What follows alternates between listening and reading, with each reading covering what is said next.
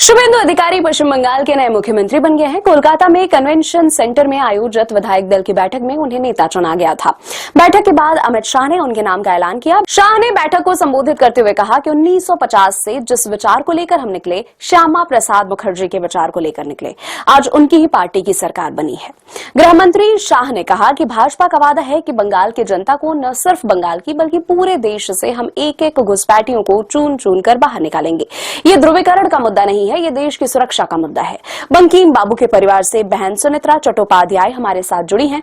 सबसे बड़ी बात यह है कि वंदे मातरम के 150वें साल में बंकिम बाबू की धरती पर हमें सरकार बनाने का मौका मिला। केंद्रीय गृह मंत्री अमित शाह ने कहा कि कई साल से कांग्रेस पार्टी कई जगह चुनाव नहीं जीत रहे हैं। अभी भी उनको मालूम पड़ गया है कि चुनाव जीतना असंभव है, तो चुनाव की प्रक्रिया को ही बदनाम कर दो। इसलिए कांग्रेस के नेता राहुल गांधी अपनी हार को छिपाने के लिए कभी ईवीएम, कभी वोट चोरी, कभी मतदाता सूची, कभी एसआईआर, ये सब कीचड़ उछालने का प्रयास हो रहा है। मगर मैं आज कांग्रेस को कहने आया हूं कि हम 2014 से शासन में आए हैं। तमिलनाडु में 1967 से आपको कोई सीएम नहीं बन पाया है। ये सभी वोट चोरी थी क्या? बंगाल में 49 साल से आपका सीएम नहीं बना है, ये भी वोट चोरी थी क्या? सिक्किम में 82 साल से आपका सीएम नहीं बना है, ये भी वोट चोरी थी क्या? बिहार में 36 साल से और गुजरात में 30 साल से आपका सीएम नहीं बना है, ओडिशा में 26 साल से, नागालैंड में 23 साल से, महाराष्ट्र में 12 साल से नहीं बना है। अगर ये सभी वोट चोरी है तो वोट चोरी करने वाले तो आपके साथ बैठे हैं। कांग्रेस पार्टी को अपनी हार के लिए आत्मचिंतन करने की जरूरत है। राहुल गांधी के नेता बनने के बाद देश की जनता हर जगह कांग्रेस के खिलाफ बहुमत दे रही है। राहुल गांधी के नेतृत्व में इंडी गठबंधन के टूटने की शुरुआत भी हो चुकी है।